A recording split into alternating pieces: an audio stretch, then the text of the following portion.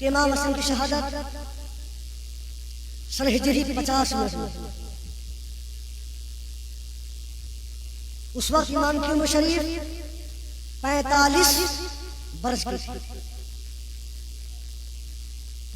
लेकिन आज तक हम जो मजलिसें सुनते हैं या पढ़ते हैं उसमें या तो बचपन के वाकयात, कभी पुष्प पर सवार होना, कभी कांधों पर सवार होना, असली वाकया सुनते हैं, या फिर उसका वाकया, या फिर करबला में पहुंच जाते हैं। अब बीच के जो जिंदगी इमामैन की गुजरी 45 साल 50 साल जो गुजरी, बीच में जिंदगी इमाम हुसैन की या इमाम हसन की जो गुजरी जिंदगी, उसके बारे में बहुत कम लोगों को मालूम है। हमें मालूमात होनी चाहिए, हमें मालूमात करनी भी चाहिए, क्योंकि ये हमारे ईमान का मसला है, किसी और नहीं, हमारे ईमान का मसला है। इमाम हसन की शहादत 10 सन हिजरी 50 में वाक़ हुई। फर्क क्या है? हमारे नबी ने शाह फरमाया था कि मेरे बाद मेरी आल का ख्याल रखना, मेरे बाद मेरी आल का ख्याल रखना। उम्मत ने कैसा ख्याल रखा कि एक भाई के जनाजे में तीर है और दूसरे भाई का तीरों पर जनाजा है। ऐसा ख्याल उम्मत ने। तारीख गवाह है, तारीख शाहिद है, जब घर से किसी का जनाजा निकल जाता है फिर दोबारा लौटकर वापस नहीं आता। आता किसी मोमिन ने, किसी मुसलमान ने अपने मस्जिद के इमाम से ये पूछने की जहमत गवारा करी कि उस इमाम का जनाजा, रसूल खुदा के नवासे का जनाजा, अली के लाल का जनाजा, फातिमा का लख्ते जिगर का जनाजा फिर दोबारा घर में वापस कैसे आया। आज अगर गांव के प्रधान का बच्चा भी है तो मोहल्ले वाले सब जानते हैं कि गांव के प्रधान का बच्चा है, सब जानते हैं ये शहर के एमएलए का बेटा है, शहर के एमपी का बच्चा है, सब जानते हैं। अभी ये लोग मौजूद थे जिन्होंने अपनी आंखों से देखा था ये वही हसनैन है जो नाना के कांधों पर सवार होकर मदीना गलियों की सैर किया करते थे। अभी 40 साल गुजरे हैं, उम्मत भूल गई कि जनाजा वापस कैसे। पहली बात तो यह है, जब ज़्यादा बिन्त आयशा चले अमीर मुआविया के हुक्म से सुबूत के साथ कह रहा हूँ, अमीर मुआविया के हुक्म से जहर दिया जिसे कहते हैं जहर हलाहिल। इमाम हसन की आदत शरीफ ये थी कि रात को जब आप बेदार होते थे तो पानी नोश फरमाया करते थे। एक सुराही में जाकर सरहाने के करीब रखी रहती थी, उससे पानी भरा रहता था। इमाम नींद से बेदार होते थे, पानी नोश फरमाते थे। उस मलमूना ने उस जहर हलाइल को उसमें डाल दिया। इमाम हसन ने जब पानी पिया जहर का असर खत्म हो गया, ज्यादा रोने लगी। इमाम से फरमाते हैं क्यों रो रही है, तेरा काम तो हो गया, तेरे जहन ने काम कर दिया, क्यों रो रही है। ज्यादा कहती है अभी थोड़ी देर बाद इमाम हुसैन भी आएंगे, ज़ैनब भी आएगी, उम्मे कुलसूम भी आएगी, मुझे शर्म आएगी। जब वो पूछेंगे ये कैसे हुआ, फरमाते शर्म आएगी, अच्छा पीछे के रास्ते से चली जा, ये करीम है जा, पीछे से रास्ते से चली जा। जब तक कातिल को अपने सामने भगा दे कि जा चली जा, उसे करीम है पैर कहते हैं। इमाम हसन ज्यादा के मकान से उठे, फौरन उम्मे फरवा के मकान पर पहुंचे। उम्मे फरवा हजरत कासिम की वालिदा है।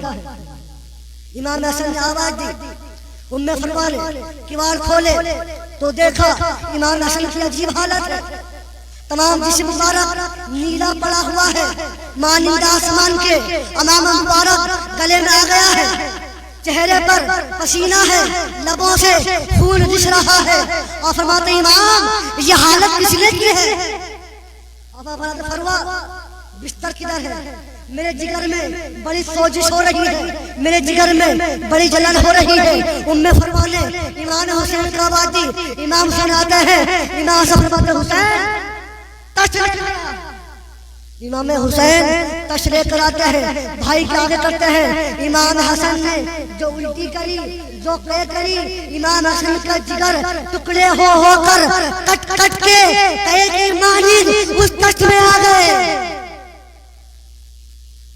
अरे आप साहिब औलाद हैं, अल्लाह ताला आपको साहिब औलाद अता फरमाए, आपको औलाद अता करे उनकी बरकत से। अल्लाह न करे कोई अच्छी बताए, आपके सुई चुभ जाए, एक कांटा चुभ जाए, इंजेक्शन लगवाए, कितनी ईजा आपको होती है, कितनी तकलीफ आपको होती है। रसूल खुदा फरमाते हैं बचपन में जब आपके गोशे मुबारक में हसनैन के रोने की आवाज आई कि फातिमा इनको रुलाया मत करो, मालूम नहीं है इनके रोने से मुझे तकलीफ पहुंचती है। जब इमामैन के रोने से आका को तकलीफ पहुंचती है, आज वही नवासा है जिसका जिगर कट कट के, जिसका जिगर रेजा हो के उल्टियों की तरह एक ही मानिद तख्त में आ रहा है। हजरत इमाम हुसैन सलाम ने जब इमाम हसन के बदन मुबारक को छुआ, इतना गर्म हो रहा था जैसे सूरज की तपिश में पत्थर गर्म होना। हुसैन मुझे बड़ी तकलीफ हो रही है। कासिम आए, हमें कासिम का हाथ पकड़कर इमाम हसन ने इमाम हुसैन के हाथ में दिया कि तुम्हारा ये बेटा, इसका ख्याल रखना, करबला में तुम्हारे काम आएगा। बिल्कुल वही मंजर था जब अली का यौम शहादत करीब आया। इमाम हसन ने ज़ैनब कुलसूम का हाथ पकड़कर इमाम हसन के हाथ में हाथ दिया, इनका ख्याल रखना। अब्बास का हाथ पकड़कर हजरत इमाम हुसैन के हाथ में दिया कि तुम्हारा गुलाम है जो करबला में काम आएगा। आज इमाम हसन उन अल्फाज को दोहरा रहे हैं कि भैया ये आपका भतीजा, इसका ख्याल रखना, ये करबला में तुम्हारे काम आएगा। फिर आपने वसीयत फरमाई कि भैया मेरी वसीयत यह है कि मुझे नाना के पहलू में दफन किया जाए, नाना के पहलू में दफन किया जाए। वो मदीना रसूल जहाँ पर नाना जमीन पर बैठकर आसमान पर हुकूमत करते थे, वो मदीना मुनव्वरा जहाँ हसन का बाप अली मुर्तज़ा शेर खुदा चटाई पर बैठकर जमीन को रास्ता, आसमान को रास्ते बताता था। आज वही है जिस मदीने गलियों में इमाम हसन इमाम हुसैन आगोश फातिमा में फिरते थे, राकिब दोष मोहम्मद मुस्तफा थे। आज यही हसन है जो वसीयत कर रहे हैं कि मेरे जनाजे को नाना के पहलू में दफन करना। ऐसा हुआ नहीं। आप सोच रहे होंगे जब सैयदना सिद्दीक़ अकबर, सैयदना उमर फारूक, वो तो सहाबा किराम हैं, गैर खानदान से हैं, गैर बिरादरी से हैं, जब आका के पहलू में दफन है, ये तो फर्जंद रसूल है, अली के बेटे हैं, हाशमी मुतलबी हैं, करीबी रिश्ता है, फिर इन्हें दफन क्यों नहीं होने दिया? मालूम हो जाना चाहिए वो मरवान जिसको हमारे नबी ने मसलिहत फरमाकर ये इरशाद फरमाया था कि मरवान शहर मदीना में दाखिल न हो, मरवान शहर मदीना में दाखिल न हो। खिलाफ वर्जी रसूल ये काम किया गया, मरवान को बुलाया नहीं बल्कि मरवान को मदीने का हाकिम भी बनाया गया। मदीने का हाकिम उस वक्त मरवान था, इमाम हसन की शहादत हुई थी। बहरहाल जनाजा तैयार हुआ, जनाजा कुलसूम भी आई, जनाजा रुखसत किया गया, रोजा रसूल पर आया, इमाम हुसैन ने नमाज अदा कराई और चाहा नाना के पहलू में कब्र खुदवाई जाए। कुछ लोग बरसरे बेकार आए, हाई हुए, ये कौन थे? ये अमीर शाम के भेजे हुए थे, उसके टुकड़ों पर पलने वाले नजिश कुत्ते थे जिन्होंने मना नहीं बल्कि तीर अंदाजी शुरू कर दी और इमाम के जनाजे में इतने तीर बरसाए कि इमाम का जनाजा, इमाम का कफन सुर्ख हो गया। जब इमाम हुसैन ने देखा कि भाई के जनाजे में तीर लगे हुए हैं, मामला बढ़ता जा रहा है, इमाम हुसैन ने मसला समझकर ये फरमा दिया कि मैं भाई को दफन होने के लिए नहीं बल्कि मैं भाई हसन को नाना के रोजे पर सलाम कराने के लिए लेकर आया हूँ। उस वक्त इमाम हुसैन जैसे इमाम को मुश्किल आई, हसन जैसे इमाम को दफन न होने दिया। जनाजे पर तीर लगे, इतने लगे, कफन सुर्ख, फिर जनाजा वापस घर में लाया गया। तारीख में पहला जनाजा है जो दोबारा घर में वापस लाया गया। कभी फुर्सत मिले अपने मौलवी से पूछना क्या तो तारीख में ऐसा हुआ है या फर्जंद रसूल के साथ हुआ है। आज यौम जुमा है, जुमे के खुतबों में ज्यादातर मस्जिदों में इमाम तकरीर करते हैं।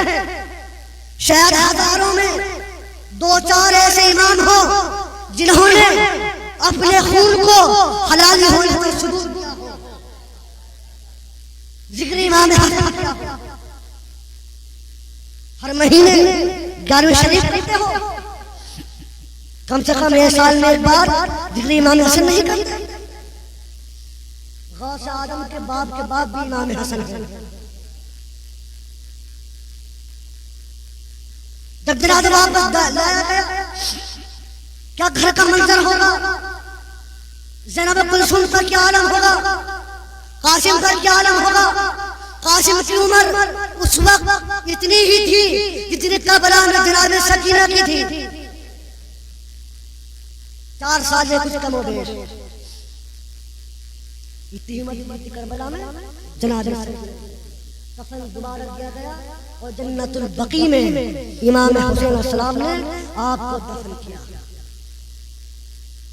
जब ये खबर मुल्क शाम पहुंची कि इमाम हसन ने शहादत पाई है तो मोतबर तारीखों से ये साबित है कि अमीर शाम ने सजदा शुक्र अदा किया और दरबार में खुशी के नारे लगे कि इमाम हसन शहीद हो गए हैं।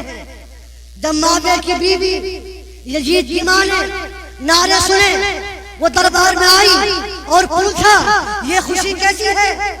अमीर शाम कहता है मालूम नहीं है कि आज इमाम हसन ने शहादत पाई है। यजीद की मां को शर्म नहीं आती कि फर्जंद रसूल शहादत पा रहे और तुम खुशी मना रहे थे।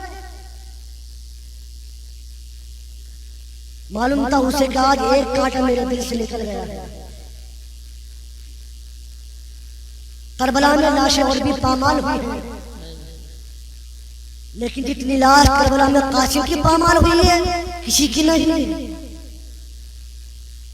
ज़ैनब फरमाती है कि भैया हुसैन ने करबला में कई कई मील की दूरी से लाशों के जुज़ को इकट्ठा किया।